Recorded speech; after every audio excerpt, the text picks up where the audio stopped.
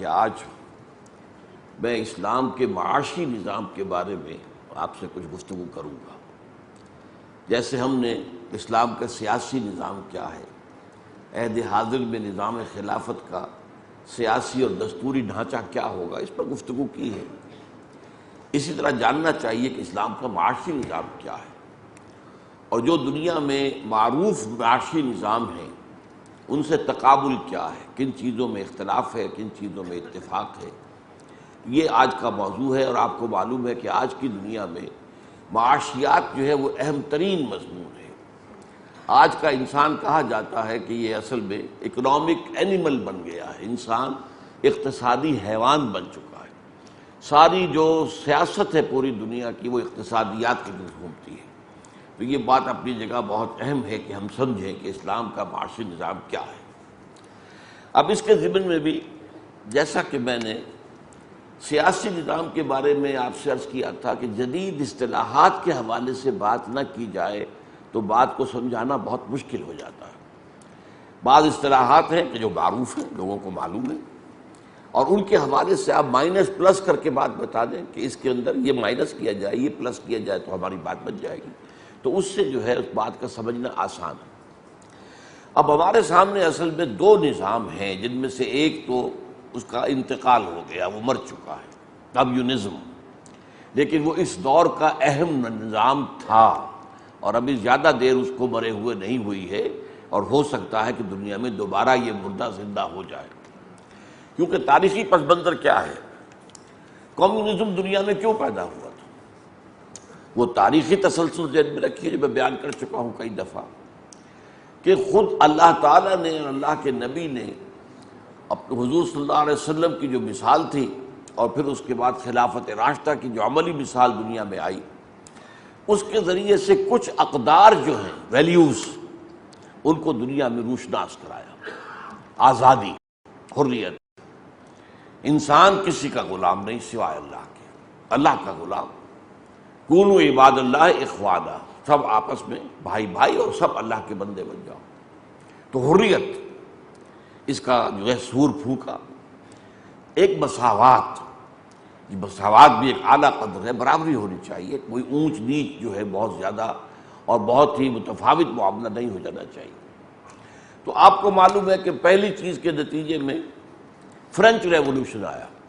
یہ بادشاہ کون ہوتے ہیں، یہ جاگیردار کون ہوتے ہیں، ہمارے حقوق ہونے چاہیے۔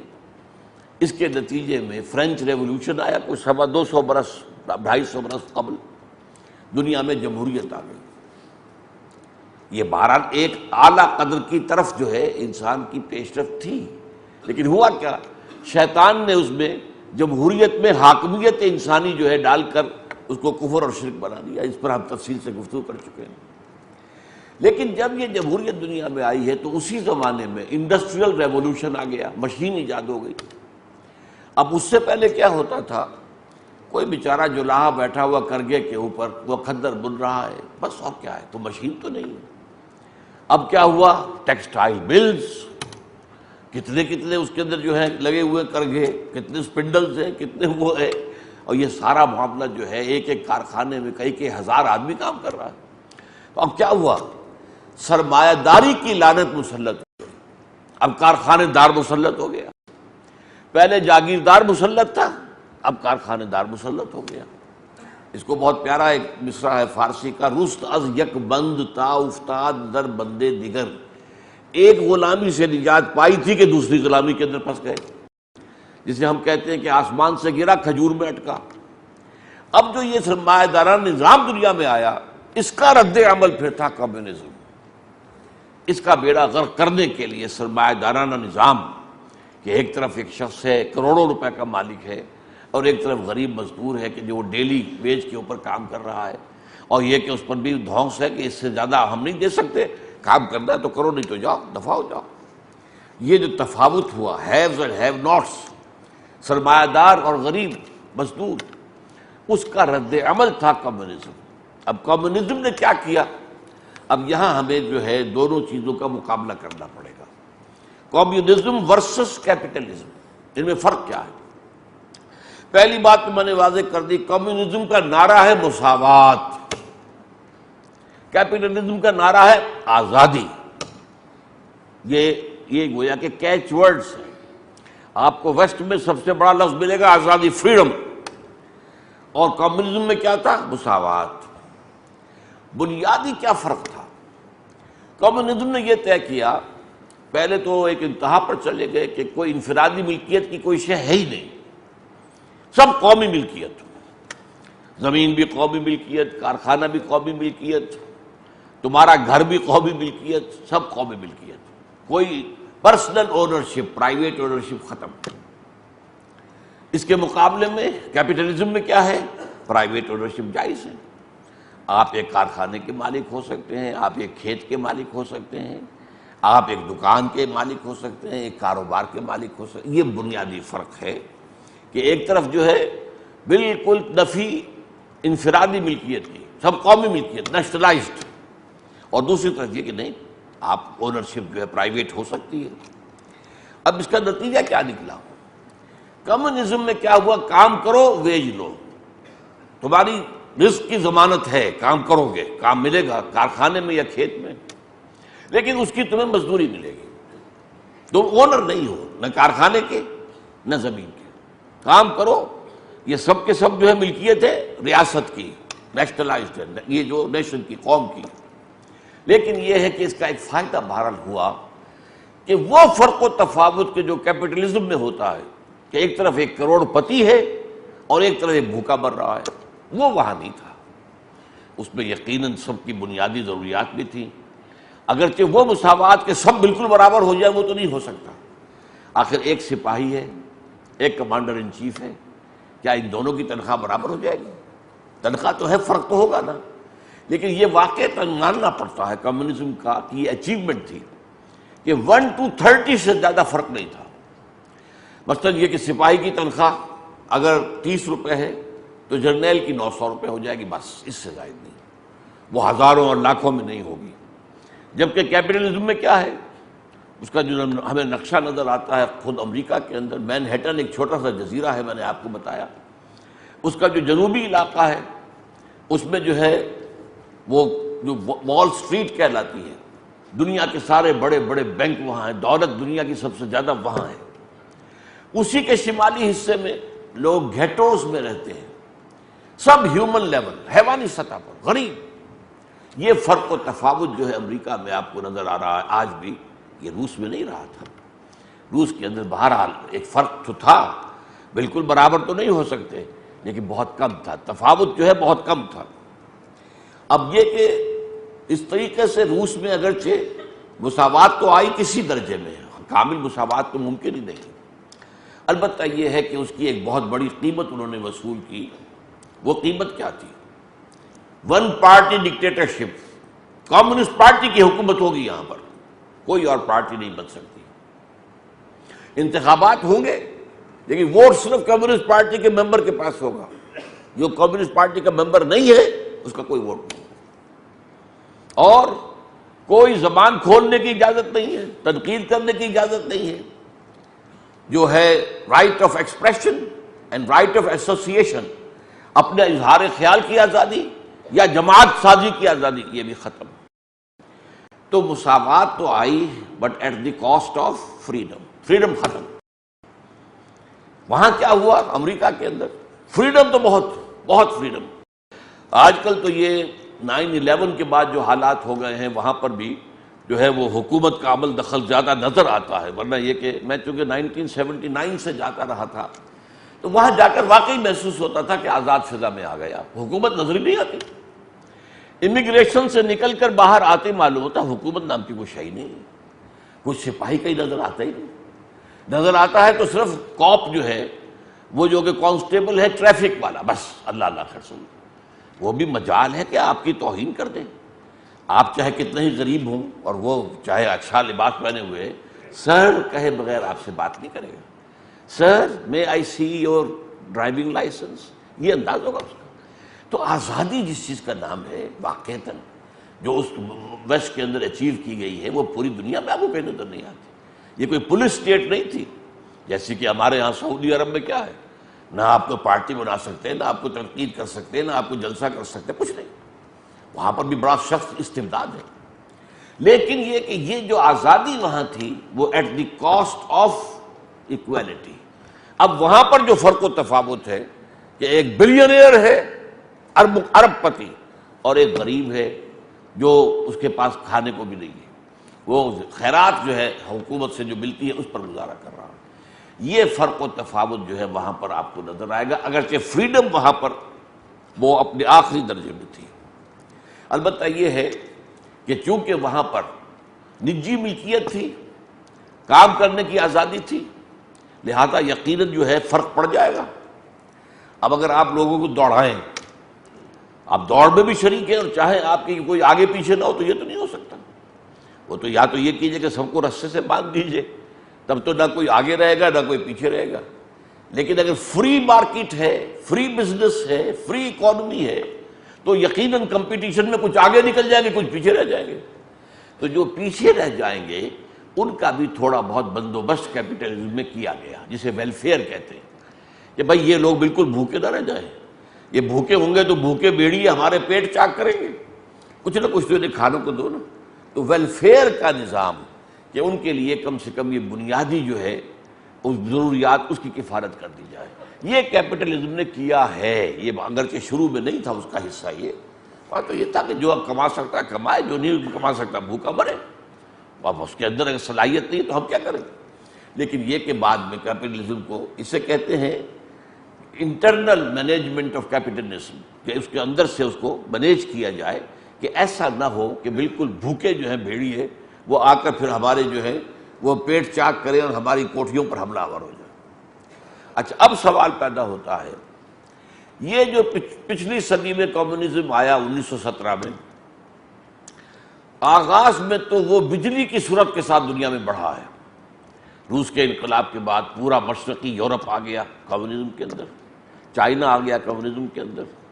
یہ ایسی تیز رفتاری سے جا رہا تھا کہ مغرب اور اس کا جو کیپٹلسٹک نظام ہے وہ کانپ رہا تھا، یہ تو ہمیں ختم کر دیں۔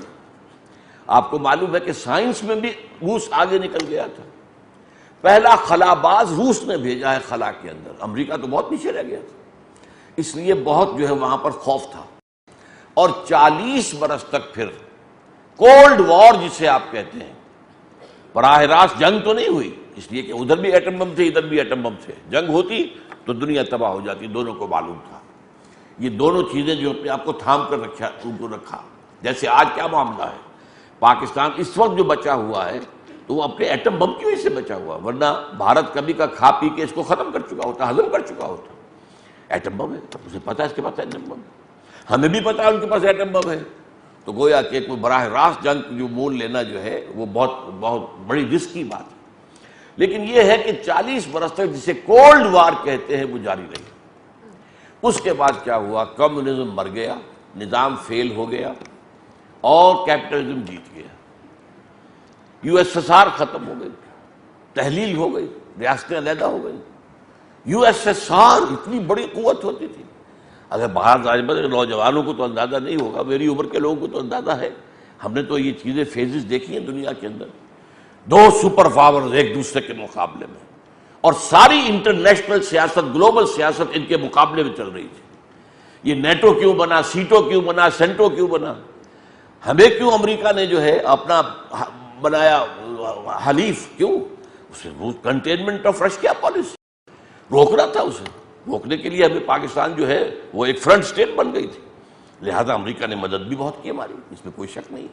اگرچہ ایک بات اس نے شروع سے رکھی کہ ہماری کوئی مدد بھارت کے خلاف استعمال نہیں ہوگی، امریکہ کے ہتھیار ہم نے 1965 کی جنگ کے استعمال کیے تو اس نے پھر بند کر دی، مدد بھی بند کر دی، سینکشنز ہمارے اوپر لگا دی، کیونکہ یہ پہلے سے شرط تھی کہ جو ہتھیار ہم تمہیں دے رہے ہیں وہ صرف روس کے خلاف استعمال ہوں گے، وہ بھارت کے خلاف نہیں۔ بہرحال یہ ایک علیحدہ ایشو تھا، اس کو میں اس وقت نہیں چھیڑنا چاہتا۔ اب سوچنے کی بات یہ ہے، کمیونزم کیوں مرا اور کیپٹلزم کیوں جیت گیا؟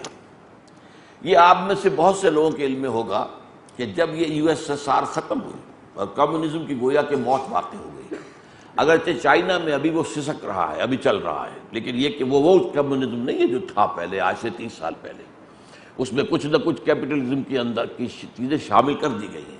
ہاں، ون پارٹی گورنمنٹ اور ڈکٹیٹرشپ وہ 100% موجود ہے، جو کمیونزم رشیا کا جو USSR کا معاملہ تھا. لیکن ویسے یہ کہ ان کے معاشی نظام کے اندر کچھ سرمایہ دارانہ نظام کی باتیں شروع کر دی گئی ہیں. لیکن بہرحال یوں کہیے کہ بحیثیت مجموعی کمیونزم کی موت واقع ہو گئی. تو فوکو یاما ایک بڑا مفکر ہے امریکہ کا، اس نے کتاب لکھی. وہ جیسے کہ بغلیں بجاتے ہیں نا، جو کسی فتح مندی میں اور کوئی خوشی میں آ کر کے ہم جیت گئے، اس نے دی اینڈ آف ہسٹری. معلوم ہوا، اس نے کہا کہ ثابت ہو گیا کہ ہمارا نظام سرمایہ دارانہ جو ہے یہی بہترین نظام ہے. دیکھ لو ہمارے مقابلے میں جو کھڑا ہوا تو مرا پڑا ہوا نظام. اس سے ثابت ہو گیا کہ نظام صحیح وہی ہے جو ہمارا ہے، کیپٹلسٹک. وہ لبرل سیکولر ڈیموکریسی جو جس پر ہم گفتگو کر چکے، ان کا نظام کا ایک سیاسی حصہ ہے، ایک معاشی حصہ ہے کیپٹلزم. اس کیپٹلزم کے حوالے سے جب اس کے مقابلے میں ایک قوت اٹھی تھی، وہ مر گئی، ختم ہو گئی. ہم جیت گئے تو مطلب ہوا کہ سرمایہ داری جیت گئی. ثابت ہو گیا کہ بہترین نظام سرمایہ داری ہے. پھر اس کے بعد جو ہے ہنٹنگٹن نے کتاب لکھی کہ نہیں، ابھی یہ معاملہ ختم نہیں ہوا، ابھی تاریخ کے اور دور آنے ہیں، ابھی کلیش آف سویلائزیشنز ہونا ہے، تہذیبوں کا تصادم ہونا ہے. اور اس کے بعد ایک اور کتاب آئی ہے، کلیش آف سسٹمز ہونا ہے، جو نظاموں کا ابھی مقابلہ ہوگا. اور اب نظام سامنے آ سکتا ہے، اسلام کا نظام، وہ آ کر تمہیں جو ہے چیلنج کرے گا. یہ اس کا امکان ہے جو دنیا میں ظاہر کیا جا رہا ہے. اور نیٹو جب یہ USSR ختم ہوا ہے، اس کے بعد جب نیٹو کو اثر نو منظم کرنے لگے اور ایکسٹینڈ کرنے لگے، NATO North Atlantic Treaty Organization NATO, اور رشیا کے مقابلے کے لیے تھی، USSR کی کنٹینمنٹ کے لیے تھا. لیکن انہوں نے کہا کہ تمہارا دشمن تو ختم ہو گیا، اب تمہیں کس کا اندیشہ؟ اب ہمیں مسلم فنڈامنٹلزم کا خطرہ ہے. ہمیں اندیشہ ہے کہ ایک نظام جو ہے اسلام کا نظام، وہ ہمارے مقابلے میں آئے گا. اس کے لیے ہمیں اب تیاری کرنی ہے. اور اس کے بعد کی ساری پالیسی ویسٹ کی اسی ایک مرکزی نقطے کے گرد گھوم رہی ہے. پر اب مجھے بتانا یہ ہے کہ کیوں مر گیا کمیونزم، کیوں جیت گیا کیپٹلزم. اس کے دو اسباب ہیں. پہلا سبب کیا ہے؟ انسانی جبلت ایک ہے، سرشت ہے انسان کی، اس کو آپ نے نظر انداز کر دیا. اس سرشت میں کیا ہے؟ اگر یہ کھیت میرا ہے، اس کی پیداوار میری ہوگی تو میں زیادہ محنت کروں گا. زیادہ پیداوار ہوگی تو فائدہ میرا ہے نا، تو میں محنت زیادہ کروں گا. اگر وہ میرا کھیت نہیں ہے، یہ میں نے تو محنت کرنی ہے تو میں زیادہ کیوں کروں؟ مجھے تو ویج ملے گی، مزدوری ملے گی نا. وہ مزدوری کم پیداوار ہو زیادہ پیداوار ہو وہ تو وہی رہے گی، تو میں کیوں زیادہ کام کروں؟ یہ انسان کی بیسک سرشت ہے، نیچر ہے. چاہے اسے آپ کے اینیمل نیچر کہہ لیں، اسے انسان کی جو سفلی طبیعت ہے. انسان کے اندر بڑائی بھی ہے، اونچائی بھی ہے، نیچائی بھی ہے. اللہ نے پیدا کیا آثر تقویم میں، پھر اسفل سافلین میں بھی اسی انسان کو ڈالا ہے نا. تو یہ اس کے سفلی جذبات میں. اب جیسے ایک کارخانہ ہے، کارخانے کا جو ایک مالک ہے، اس کارخانے کی ایک مشین خراب ہو گئی. اب ظاہر بات ہے کہ ایک مشین سے کارخانہ تو کھڑا ہو گیا. کارخانے کا مالک رات بھر کھڑا رہے گا، مستریوں کے سر پر سوار رہے گا، ٹھیک کرو اسے، کیونکہ اگلے روز ظاہر بات ہے کہ لیبر تو آ جائے گی، میرے اوپر تو پڑ جائے گا، مجھے ویج تو دینی پڑے گی، اور کارخانہ کام نہیں کرے گا تو میرا تو نقصان ہو جائے گا. لیکن جیسے بھٹو صاحب نے کیا تھا، کارخانہ ہو گیا نیشنلائز. وہاں آپ نے 20ویں گریڈ کے ایک افسر کو لا کے بٹھا دیا. وہ افسر صاحب جو وہ مالک تو نہیں ہے نا. اب اس کو اگر مشین خراب ہو گئی، اس کے افسر کو کیا پرواہ اس کی؟ 4 دن کارخانہ بند رہے میری بلا سے، کہ میری تنخواہ میں کمی ہو جائے گی. وہ جو کیوں کرے گا محنت؟ وہ رات کو کیوں جاگے گا؟ مالک جاگے گا، کھڑا رہے گا، سر پر سوار رہے گا، درست کروائے گا، چلائے گا کارخانہ. جو مالک نہیں ہے وہ تو ملازم ہے، تنخواہ ہے، اس کو تو تنخواہ ملنی ہے، وہ خامخواہ اپنے آرام کے اندر خلل برداشت کرے گا. اسی لیے ہمارے یہاں فیلئر ہو گیا تھا. جب نیشنلائز کیا بھٹو نے، نتیجہ کیا نکلا؟ مزدوروں نے کام کرنا چھوڑ دیا. ریلوے کا جو حال ہو گیا تھا، وہ میں آپ کو لطیفہ سنا دیتا ہوں کہ اس زمانے میں ایک دفعہ جا رہا تھا کراچی، اور فرسٹ کلاس اور تیز گاں، لیکن کیا حال تھا؟ نہ اس میں بجلی، نہ پنکھا، نہ ٹوائلٹ میں پانی. فرسٹ کلاس کا یہ حال تھا. چیخ رہے تھے لوگ بیٹھے ہوئے، گالیاں دے رہے. میں نے کہا دیکھو غنیمت سمجھو کہ پہیا چل رہا ہے. اگر یہ پہیا یہاں رک گیا اور یہ جنگل کے اندر گاڑی کھڑی ہو گئی تو کیا اثر ہوگا؟ تو چلو پانی نہیں ہے، بجلی نہیں ہے، پنکھا نہیں ہے، یہ حال ہو گیا تھا، کام کرنا چھوڑ دیا۔ تو یہ جو فرق ہے، اب اگر ظاہر بات ہے کہ انفرادی ملکیت ہے تو آپ محنت زیادہ کریں گے، پروڈکشن بھی زیادہ ہوگی، اس میں کمپٹیشن بھی ہوگا، آپ بہتر سے بہتر مال بنائیں گے تاکہ آپ کا مال زیادہ بکے، کم سے کم قیمت پر دیں گے تاکہ آپ کا مال زیادہ بکے، ٹرن اوور زیادہ رہے۔ یہ سارے جو ہیں یہ کیپٹلزم کے فوائد ہیں۔ اس کی وجہ سے یہاں پر پروڈکشن زیادہ، پیداوار زیادہ۔ روس میں کیا تھا؟ ویٹ پروڈیوسنگ ایریا بہت زیادہ امریکہ سے، لیکن وہی کہ وہاں پہ جو کام کرنے والے مزدور تھے نا، مالک تو تھے نہیں، لہذا پروڈکشن کم ہو رہی ہے۔ امریکہ ایکسپورٹ کرتا تھا اور روس امپورٹ کرتا تھا۔ یہ گویا کہ سب سے بڑا بنیادی جو سبب ہوا ہے، اس کی اکانومی فیل ہوئی ہے۔ اس کے پاس تو جتنے جو ایٹمک وار ہیڈز تھے، آج بھی امریکہ کے پاس نہیں ہے اتنے، اس کے پاس 3000 سے زائد، امریکہ کے پاس 1000 1500، لیکن یہ کہ وہ تو سارے ایٹمک وار ہیڈز رکھے رہ گئے اور ختم ہو گیا روس۔ کیوں؟ اکنامکس کے اندر اس نے مار کھائی۔ تو پہلی بات تو یہ ہوئی کہ اس کیپٹلزم کے اندر یہ جو خوبی ہے، اس کی وجہ سے وہ جیتا، اور کمیونزم میں یہ جو خابی اس کی وجہ سے وہ ہار گیا۔ نمبر 2، اسی انسانی فطرت کا ایک پہلو یہ بھی ہے کہ میں چاہتا ہوں کہ میری رائے جو ہے میں پیش کروں لوگوں کے سامنے، بھائی مجھے حق ہونا چاہیے، مجھے اپنے خیالات کو ایکسپریس کرنے کا حق ہونا چاہیے، فریڈم آف ایکسپریشن۔ اور میں چاہتا ہوں جماعت بنانی، ایک پروگرام دینا لوگوں کو، تو مجھے حق ہونا چاہیے، ایسوسیشن، رائٹ آف ایسوسیشن، جو ویسٹ کے اندر ہے، آزادی ہے مکمل، اور چونکہ روس میں نہیں رہی لہذا اندر سے گھٹن ہو گئی۔ اب سوچنے سمجھنے والے لوگ، آخر لوگوں کے اندر ہر طرح کے لوگ ہوتے ہیں، سوچنے سمجھنے والے لوگ اس حبس کے اندر نہیں رہ سکتے۔ وہاں کے دانشور بھاگتے تھے، روس کے جان چھڑا کے بھاگتے تھے، امریکہ میں جا کر آباد ہوتے تھے۔ کیوں؟ ایک آزادی کی فضا ہے، آپ کو اپنی بات کہنے کا حق حاصل ہے، آپ کو اپنی بات کی بنیاد پر کوئی جماعت ساتھ بنانے کا حق حاصل ہے۔ تو یہ دو فیکٹرز ہیں جن کی وجہ سے جو کمیونزم ہے وہ مار کھا گیا، مر گیا، اور کیپٹلزم جیت گیا۔ اب میں ان کے حوالے سے آپ کو بتا رہا ہوں۔ اب اسلام کے نظام کے بارے میں کچھ جو بڑی ایک بحثیں ہمارے ہاں چلتی رہی ہیں، آج کل تو وہ ختم ہو چکی ہیں، کیونکہ کمیونزم مر گیا ہے، وہ بات ختم ہو گئی۔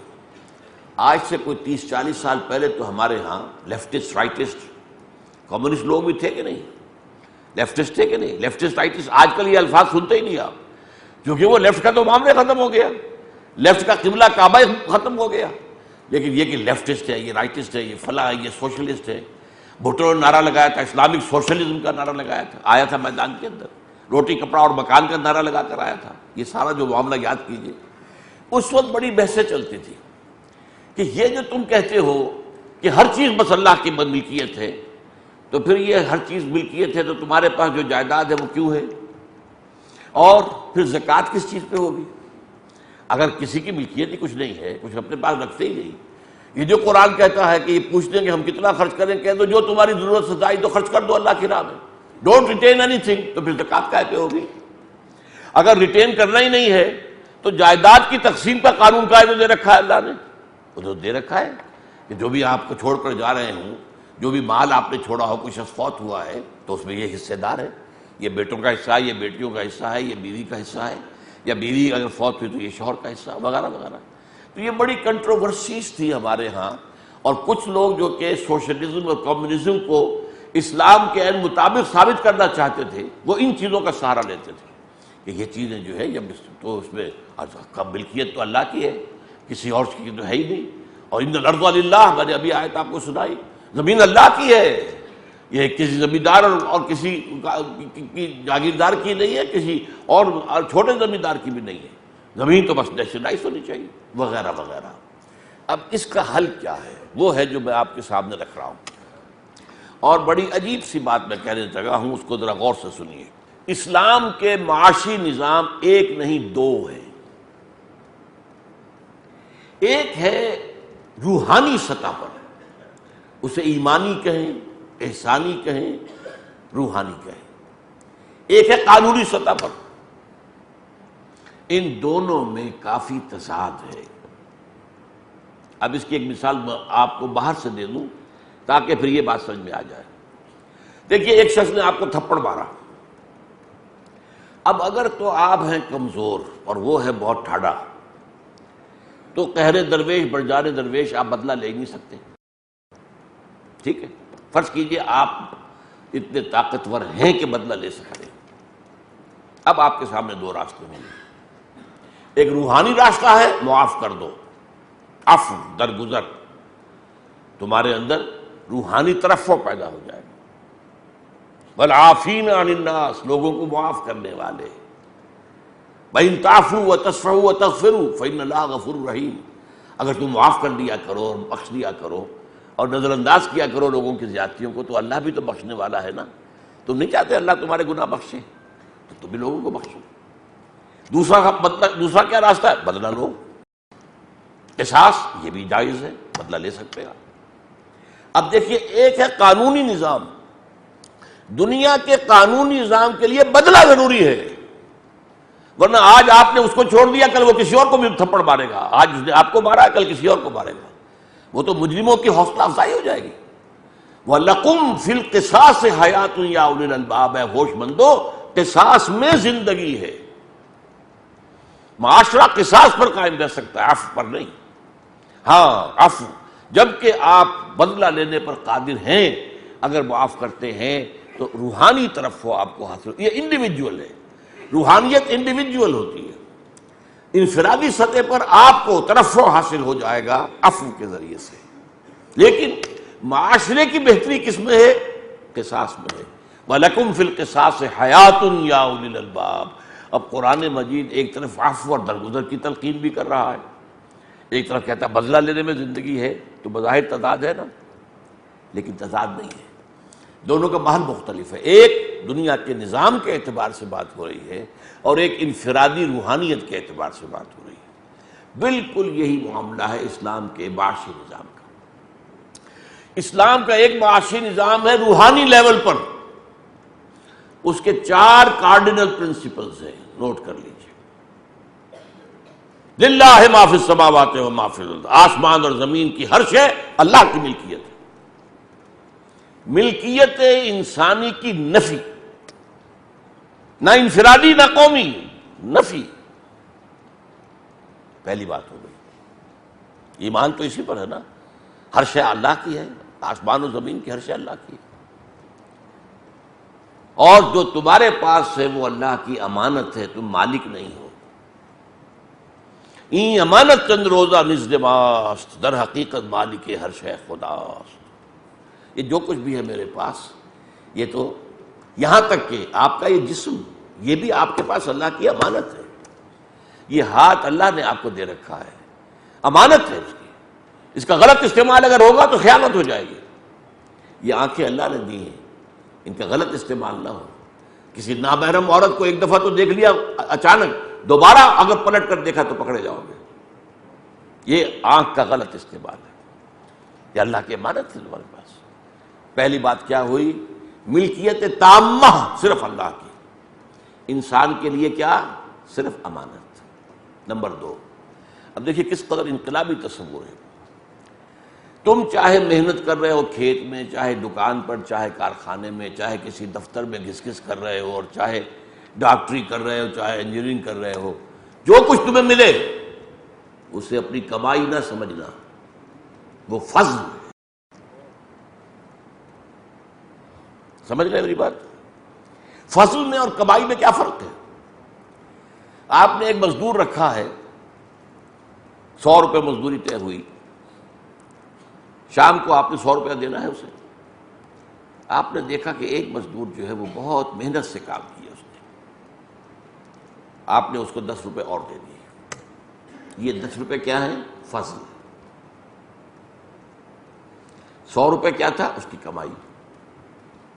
100 روپے تو محنت سے طے ہوئے تھے، اس کی کمائی تھی، لیکن 10 روپے مزید آپ نے دیے تو یہ فضل ہے، جو بلا استحقاق، ظاہر بات ہے وہ مزدور کلیم نہیں کر سکتا، کلیم تو کرے گا 100 روپیہ، 10 مزید تو نہیں مانگ سکتا۔ تو اللہ نے جو کچھ تمہیں اللہ دے، چاہے وہ ملازمت میں تنخواہ مل رہی ہے، چاہے کارخانے میں کما رہے ہو، چاہے زمین سے کما رہے ہو، وہ اللہ کا فضل ہے، قسم نہیں ہے۔ قسم تو ہے، نیکی کمائی تو وہ قسم ہے، بدی کمائی تو وہ قسم ہے۔ لہا ما کسبت وعلیہا ما اکتسبت، نیکی کمائی ہے تو اسی کے لیے، کوئی بدی کمائی ہے تو اسی کے لیے۔ کسب جو ہے وہ در حقیقت ہے انسان کے اخلاقی اعمال کے لیے۔ مال جو بھی انسان کماتا ہے جسے ہم کمائی کہہ دیتے ہیں، وہ کمائی نہیں ہے، فضل ہے۔ نمبر 4، اس فضل میں تمہارا حق صرف تمہاری ضروریات ہیں۔ جو ضرورت سے زائد ہے وہ اللہ نے دوسروں کا حق تمہارے پاس ڈال دیا ہے تمہارے امتحان کے لیے، یا تو یہ کہ یہ دے کر دوسروں کو، غریبوں کو، فقراء کو، مساکین کو حق بحقدار رسید کر دو، ورنہ یہ کہ گویا کہ تم غاصب ہو۔ لہذا یہ 4 باتیں جو ہے، یہ آپ نے سوچا کبھی باتوں پر غور کیا؟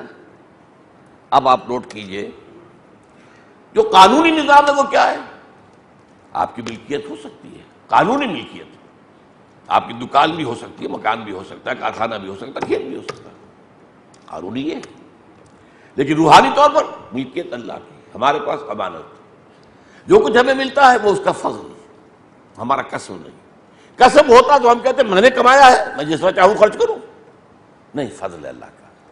اللہ کا فضل ہے، اس میں تمہارا جائز حق کا کیا ہے؟ ضروریات۔ یسألونک ماذا ینفقون قل العفو، اے نبی یہ آپ سے پوچھتے ہیں کہ یہ بار بار کہا جا رہا ہے انفقوا انفقوا انفقوا، کتنا خرچ کریں، کہاں تک کریں؟ کہہ دیجیے جو بھی ضرورت سے زائد ہے دے ڈالو، ڈونٹ ریٹین اٹ۔ اب آپ نوٹ کیجئے، حضور نے زندگی اس سطح پر گزاری ہے، کبھی پیسہ رکھا اپنے پاس؟ سوچئے، صحابہ میں سے بھی ایک بہت بڑی جماعت تھی جنہوں نے اس سطح پر زندگی گزاری، جنہیں ہم فقراء صحابہ کہتے ہیں۔ یہ جو اصحاب صفہ تھے، یہ کون تھے؟ یہ کوئی کمائی کرتے تھے؟ کسی کی کوئی جائیداد تھی؟ اور بڑے صحابہ میں بھی سلمان فارسی، جن کے بارے میں حضور نے فرمایا سلمان منا اہل البیت، سلمان بھی ہمارے اہل بیت میں سے ہے۔ ابو الدرداء، یہ کون لوگ تھے؟ فقراء، کچھ پیسہ نہیں رکھا۔ آپ سوچئے، اگر میں ایک بات آپ سے کہہ رہا ہوں تو آپ مجھے ہو سکتا ہے کہ عام آدمی سے کہوں تو وہ میرا سر پھاڑ دے گا، حضور نے زندگی بھر زکوٰۃ نہیں دی۔ کیا کہہ رہے ہو؟ اسلام کا رکن زکوٰۃ، اور حضور نے نہیں دی؟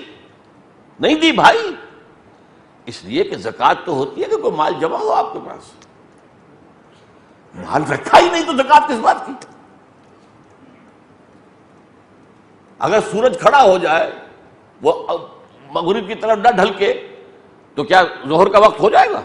وہ تو نہیں ہوگا۔ کھڑا ہے اگر وہیں پر تو ظہر تو نہیں آئے گی، عصر تو نہیں آئے گی۔ اب اسی طریقے سے مال رکھا ہی نہیں اپنے پاس کبھی، تو زکوٰۃ کیسے ہوگی؟ وراثت کہاں ہوگی؟ کس بات کی وراثت؟ حضور نے تو فرمایا نحن معاشر الانبیاء لا نرث ولا نورث، ہم جو نبی ہیں، جو ایک جماعت ہے اللہ کی طرف سے، اور تمام انبیاء جو ہیں، بنو علاتن کہا حضور نے، یہ جو ہیں در حقیقت ماں زاد بھائی ہیں آپس میں، باپ سب کا ایک ہے، ماں علیحدہ ہے نبیوں کی۔ تو فرمایا کہ ہمیں تو نہ ہمیں وراثت ملتی ہے اور نہ ہماری کوئی وراثت آگے جاتی ہے۔ اسی پر تو جھگڑا کر لیا تھا حضرت فاطمہ رضی اللہ تعالیٰ عنہا نے۔ حضور نے باغ فدق رکھا ہوا تھا اپنے گھر والوں کے خرچے کے لیے، ان کے انتقال پر فرمایا، انہوں نے، حضرت فاطمہ نے کلیم کیا یہ میرے باپ کی وراثت ہے، مجھے منتقل کرو۔ حضرت ابوبکر نے فرمایا حضور نے تو یہ حدیث کہی ہے کوئی وراثت نہیں ہوتی نبی کی، تو وراثت وہ تو ایک متاع ہے، برتنے کے لیے ایک چیز رکھی ہوئی ہے، وہ ملکیت تو نہیں۔ اسی طریقے سے نوٹ کیجئے، یہی سطح ہے جس پر کہ صوفیاء کرام نے زندگی گزاری ہے۔ یہ جو بابا فرید رحمۃ اللہ علیہ، ان کے ہاتھ پر اگر لاکھوں آدمی ایمان لے آئے، اور اگر اجمیری وہ معین الدین اجمیری رحمۃ اللہ علیہ لاکھوں آدمی ایمان لے آئے، کیوں؟ پانی کے اندر نمک ڈال کر اس سے سوکھی روٹی کھاتے، کیا انہوں نے کوئی جائیداد بنائی؟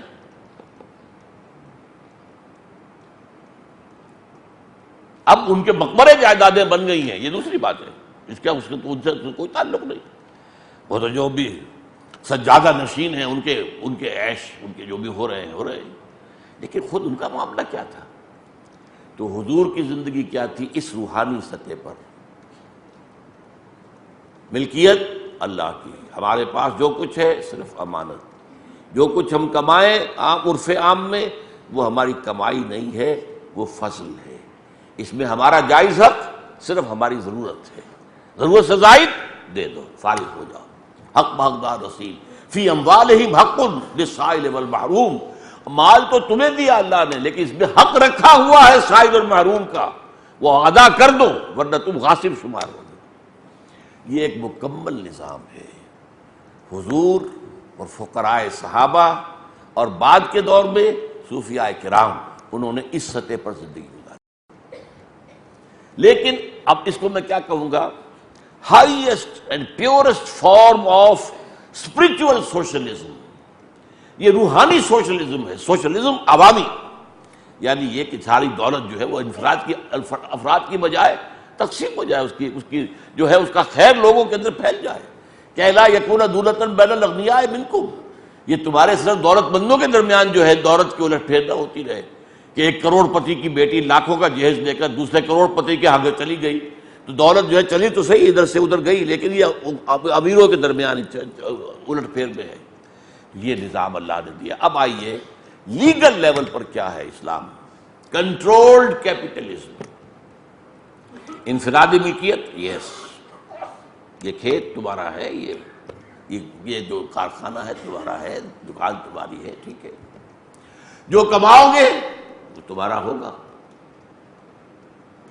البتہ حلال سے کمانا حرام سے نہیں، یہ ہے اصل میں وہ جو بعد میں بات واضح ہوگی، وہ کنٹرولڈ۔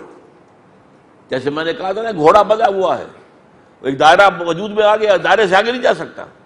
یہاں دائرہ ہے، 4 چیزوں سے بنتا ہے، اس دائرے کے اندر اندر محنت کرو، کوشش کرو، جد و جہد کرو، بھاگ دوڑ کرو، کماؤ، اور اس میں فری اکانومی کے سارے اصول موجود ہیں۔ پرائیویٹ اونرشپ بھی ہے، کمپٹیشن بھی ہے، مقابلہ بھی ہو رہا ہے۔ ظاہر بات ہے ہر شخص جو ہے اپنے کارخانے کی چیز کو بہتر ڈیولپ کرنا چاہے گا، اور کمپٹیشن ہوگا تو قیمتیں خود بخود گریں گی۔ مارکیٹ جو فورسز ہیں، ڈیمانڈ اینڈ سپلائی، ڈیمانڈ اگر زیادہ ہے سپلائی کم ہے قیمتیں چڑھ جائیں گی، چڑھنے دو، یہ نیچرل پروسیس ہے۔ اگر ڈیمانڈ جو ہے کم ہو گئی ہے اور سپلائی زیادہ ہو گئی قیمتیں گریں گی، گرنے دو، یہ نیچرل پروسیس ہے۔ ہائر اینڈ فائر، آج آپ کسی کو ملازم رکھتے ہیں لیکن آپ اگر 2 دن کے بعد دیکھتے ہیں کہ یہ تو کام نہیں کر رہا صحیح طور پہ، آپ فائر کر سکتے ہیں، جب چاہے ملازم رکھیں، جب چاہے نکال دیں۔ یہ سارا جو ویسٹرن کیپٹلزم کی کامیابی کا راز جس چیز میں ہے وہ ساری چیزیں اسلام کے اندر موجود ہیں، لیکن کنٹرول کیا ہے، یہ ہے اصل بات۔ سود حرام، جوا حرام، شراب اور منشیات حرام، جنس کی بنیاد پر کمائی حرام، یہ 4 حرام جو چیزیں ہیں، یہ 4 دیواری بن گئی ہے اس کے اندر اندر۔ ان 4 چیزوں سے ہٹ کر محنت کرو، زیادہ کماؤ گے تمہارا ہوگا، اور اس میں سے ایک حد سے آگے بڑھ جائے گے تو اسے زکوٰۃ لے لی جائے گی۔ کیوں کہ یہ جو فری ہے اکانومی، اس 4 دیواری کے اندر فری اکانومی ہے، ہائر اینڈ فائر ہے، ڈیمانڈ اینڈ سپلائی ہے، فری اکانومی ہے، مارکیٹ اکانومی ہے، یہ ساری چیزیں موجود ہیں۔ پرسنل اونرشپ ہے، پرسنل انسینٹیو ہے، زیادہ کام کرنے کا جذبہ کیوں ابھرے گا؟ بھائی میری دکان ہے، میں زیادہ دیر رات کو بیٹھوں گا تو زیادہ کمائی ہو جائے گی، اچھا مال میں لا کے دوں گا، کم قیمت پر دوں گا تو میری بکری زیادہ ہوگی، ٹرن اوور زیادہ ہو جائے گا۔ یہ سارا کام آدمی کرتا ہے، اس کے اندر اندر یہ کیپٹلزم ہے، لیکن کنٹرول یہ میں نے 4 دیواریں۔ اچھا اب اس میں آپ ایک حد سے آگے بڑھ گئے، کیونکہ فری ہے، کچھ آگے نکل جائے گی، کچھ پیچھے رہ جائے گی، وہ جو میں نے بتایا تھا فری اکانومی میں تو لازماً ہوگا۔ لہذا اب یہ ہے جو آگے چلے گئے ہیں، ایک لائن کھینچ دی گئی، do you own 7 tolas of gold, تمہارے پاس 7 تولے سونا ہے یا 52 تولے چاندی ہے تو اب تم ڈونر ہو، اور جس کے پاس نہیں ہے وہ ریسیپینٹ ہے، یہ زکوٰۃ ہے۔ تؤخذ من اغنیائہم وترد الی فقرائہم، وہ ان کے امیروں سے لے کر ان کے غریبوں کو دے دی جاتی ہے۔ وہی بات جو ویلفیئر کا نظام دنیا میں قائم کیا گیا، وہ تو میں سمجھتا ہوں کہ سب سے پہلی ویلفیئر اسٹیٹ تو قائم ہوئی ہے اسلام نے کی ہے، سب سے پہلی سوشلسٹ اسٹیٹ تو قائم کی ہے اسلام نے کی ہے۔ ہر شخص کی بنیادی ضروریات کی جو ہے کفالت ریاست کرے گی، اور اس کے لیے ذریعہ زکوٰۃ. جو آگے چلے گئے وہ دیں، وہ ڈونیٹ کریں، وہ ڈونرز ہیں.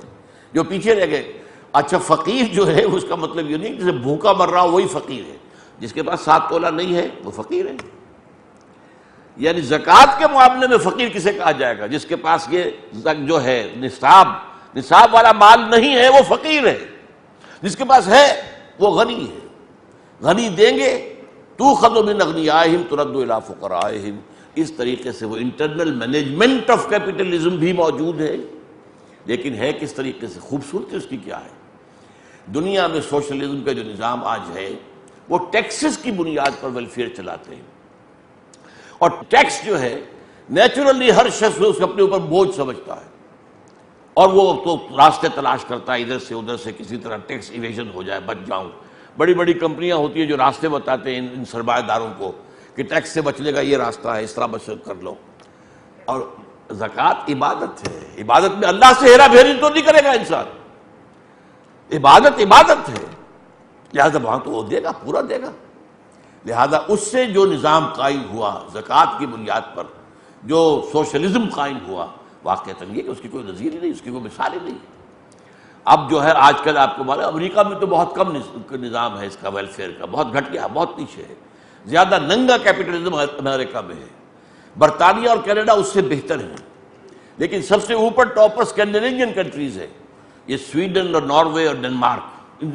لیکن اب انہیں رفتہ رفتہ اپنا وہ کام گھٹانا پڑ رہا ہے، اس لیے کہ وہ ان کی اکانومی بیٹھ رہی ہے. آج جو ہے اس کیپٹلزم پر دوبارہ موت آنے والی ہے. آپ کو معلوم ہے امریکہ کے اندر جس طرح کی ریسیشن آئی ہے، جس طرح کی تباہی وہاں ہوئی ہے، اسی کے اثرات جو دبئی تک میں پہنچے ہیں، جو وہاں پہ جائیداد کی قیمتیں ایک دم آدھی ہو گئی. جب جو معاملہ بن رہا، کتنے لوگ پہلے دبئی چلو ہوتا تھا، اب دبئی سے نکل کے آ رہے ہیں. یہ سارا معاملہ جو ہے کیپٹلزم، فوکویاما نے کہا تھا کہ فتح ہو گئی ہماری، کیپٹلزم ہی دنیا کا نظام ہے. لیکن آج دنیا کے سامنے یہ ہے کہ سوچنا پڑ رہا ہے کہ نہیں، یہ کیپٹلزم جو ہے ننگا کیپٹلزم یہ چلنے والا نہیں ہے. دوبارہ وہ کچھ سوشلزم کی سوچ رہے ہیں. حالانکہ اصل میں یہ موقع ہے، اس وقت انسان ایک کراس روڈ پر آ گیا. کدھر جائے اب؟ پہلے اگر کیپٹلزم ناکام ہوا تھا تو کمیونزم آیا، کمیونزم ناکام ہو گیا تو پھر کیپٹلزم آ گیا، اور یہ گلوبلائزیشن کی شکل میں آ رہا، عالمی یہ ہے سرمایہ دارانہ نظام. لیکن اس کے خلاف بھی رد عمل پیدا ہوگا، اور یہی موقع ہے جب کہ ضرورت ہے اس بات کی کہ اسلام کا معاشی نظام دنیا کے سامنے پیش کر دیا جائے.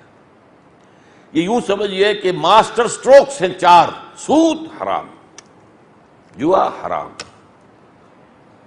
منشیات حرام، اور جنس کی بنیاد پر کمائی، چاہے وہ پروسٹیٹیوشن ہو، چاہے وہ آپ جنسی جذبات بھڑکا کر فلمیں دیکھنے کے لیے لوگوں کو آمادہ کریں، اس سے کمائی کریں. پھر سارا بزنس کائے پر ہو رہا ہے؟ جنسی جذبات جتنے آپ بھڑکائیں گے زیادہ اتنی آپ کی فلم کامیاب ہوگی، اتنی ہی آپ کی کامیابی ہوگی، اتنی ہی اس جو ہے کمائی ہوگی. تو جنس کی بنیاد، ہر اشتہار پر عورت کو کیوں بٹھا رکھا ہے؟ سوچنے کی بات ہے. موٹر سائیکل کا اشتہار ہے تو کوئی خاتون کھڑی ہوئی ہے، بسکٹوں کا اشتہار ہے تو وہ خاتون، یہ بھائی یہ خاتون یہ بکاؤ مال بن گئی ہے. اس کی شکل و صورت کو تم نے بکاؤ مال بنا لیا، تم جنسی جذبات کو استعمال کر رہے ہو. اور اب تو یہ ہے کہ آپ کو معلوم ہے پروڈکٹس کو زیادہ بیچنے کے لیے اس میں جوئے کا شامل کر دیا گیا. یہ کر لو تو پھر یہ لاٹری نکل آئے گی تو یہ انعام. وہ جوا ہو گیا کہ نہیں ہو گیا؟ آپ نے جوئے کے ذریعے سے اپنے پروڈکٹ کو جو ہے وہ آپ لوگوں کے اندر عام کرنا چاہ رہے ہیں. یہ 4 چیزیں حرام کر دیں جس سے سرمایہ، اس کو کہوں گا میں سرمایہ چینڈ ہو گیا، زنجیر میں کس لیا سرمایہ کو. سرمایہ صرف سرمایہ کی حیثیت سے کمائی نہیں کر سکے گا، اس کا نام سود ہے. رکھا ہوا بینک کے اندر بڑھتا جا رہا، بڑھتا جا رہا، بڑھتا جا رہا، بڑھتا جا رہا، کوئی محنت شامل نہیں، کوئی نہیں. یہ حرام. اور اسلام میں جتنا حرام سود ہے اتنی حرام کوئی اور شے نہیں. لیکن جب تک مغرب جو ہے اس بات کو نہیں سمجھے گا اس کا معاشی مسئلہ حل نہیں ہوگا. ہو سکتا ہے کہ پھر کوئی سوشلزم کا اگر اسلام میدان میں نہ آیا، اور یہ میں پھر ایک بڑی تلخ داستان ہو جائے گی. اسی کام کے لیے پاکستان ہم نے بنایا تھا. اسلام کے نظام کا ایک نمونہ دنیا میں پیش کریں. جب اسٹیٹ بینک آف پاکستان کی تاسیس ہو رہی تھی تو اناگرل سیشن جو ہوا تھا اس میں قائد اعظم کی تقریر تھی. اس میں یہی تھا کہ مغرب کے نظام نے انسان کو کوئی خیر نہیں دیا ہے، صاف۔ اب آپ کا کام یہ ہے کہ آپ دنیا میں اسلام کے اقتصادی نظام کو دنیا کے سامنے مرتب کر کے پیش کریں۔ یہ کام تھا، اسلام اس لیے ہم نے پاکستان بنایا تھا، لیکن ہم نے تو در حقیقت اس بات کو تو ہم بھول گئے۔ جو دنیا میں چل رہا ہے، جو دنیا میں سودی نظام ہے، وہی ہمارا بھی نظام ہے۔ جو جوا وہاں ہے وہی ہمارے یہاں بھی ہے، سب کچھ۔ اب تو پروسٹیٹیوشن کو کہہ دیا گیا ہے کہ آپ اسے قحبہ گری کہیں ہی نہ، بلکہ کہیں کہ یہ اصل میں سیکس ورکرز ہیں۔ اسلام کا نظام معاشی، روحانی، احسانی، ایمانی سطح پر highest and purest form of voluntary socialism, یہ آپ سے جبر نہیں کرے گا کہ جو بھی ضرورت ہے دے دو، نہیں، جبر نہیں ہے۔ جبر صرف ہوگا زکوٰۃ کی حد تک، یہ تو قانون ہے، یہ دینا پڑے گا، باقی رکھو اپنے پاس۔ چاہو تو اللہ کے بینک میں ڈپازٹ کرا دو، اگر اللہ کی راہ میں دے دیا ہے تو کہاں گیا وہ اللہ کے بینک میں ڈپازٹ ہو گیا ہے نا۔ اب یہ تمہارا چوائس ہے، یہاں دنیا کے بینکوں کے اندر رکھ کر ڈپازٹ کر کے سود کھاتے تو حرام، اللہ کے بینک میں رکھو ذرا، وہ 700 گنا ملے گا وہاں پر کم سے کم، یہ ہے، لیکن چوائس ہے، یہ جبر نہیں ہے۔ صحابہ کرام میں سے بھی بہت سے لوگ تھے جو کاروبار بھی کرتے تھے، جائیدادیں بھی تھیں، پیسہ بھی ان کے پاس ہوتا تھا، تبھی تو آخر ایک وقت پر آ کر وہ چندے دیتے تھے۔ اگر غزوہ تبوک کے موقع پر حضرت عثمان نے اتنی دولت پیش کر دی تو کہاں سے آ گئی تھی؟ کہیں جمع ہوئی تھی تو تھی نا۔ لہذا وہ ایک لیگل لیول پر اسلام کا معاشی نظام کنٹرولڈ کیپٹلزم ہے۔ کنٹرول کس کا ہے؟ سود حرام، جوا حرام، منشیات حرام، جنسیات حرام۔ اور جو اس کا روحانی لیول ہے اس پر یہ highest form, purest form of socialism, but voluntary, خود اختیاری، اپنی مرضی سے سب کچھ دے دو اللہ کے راہ میں، یہ ہے۔ بہرحال یہ دو ہیں اصل میں لیولز، ان کے حساب سے پھر وہ سارے جو مسائل پیدا ہو گئے تھے اس زمانے میں، اور ہو سکتا ہے وہ دوبارہ پھر زندہ ہو جائیں، اس لیے کہ اب پھر محسوس ہوتا ہے کہ دنیا میں پھر مقابلہ جو ہے معاشی نظاموں کا دنیا میں پھر آنے والا ہے۔ اس حوالے سے ان چیزوں کو اچھی طرح سمجھنے کی ضرورت ہے کہ در حقیقت ان میں کوئی اسلام میں تضاد نہیں ہے۔ اسلام نے یہ دو لیول رکھ دیے، اپر لیول والنٹری ہے، آپ کی مرضی پر ہے، جبر نہیں ہے۔ لوور لیول پر قانون استعمال کیا جائے گا، سود حرام کیا جائے گا قانونی طور پر، اور جوا حرام کیا جائے گا، اس پر سزا دی جائے گی اگر کھیلا جائے گا کہیں پر۔ یہ ہے اصل میں دو نظام۔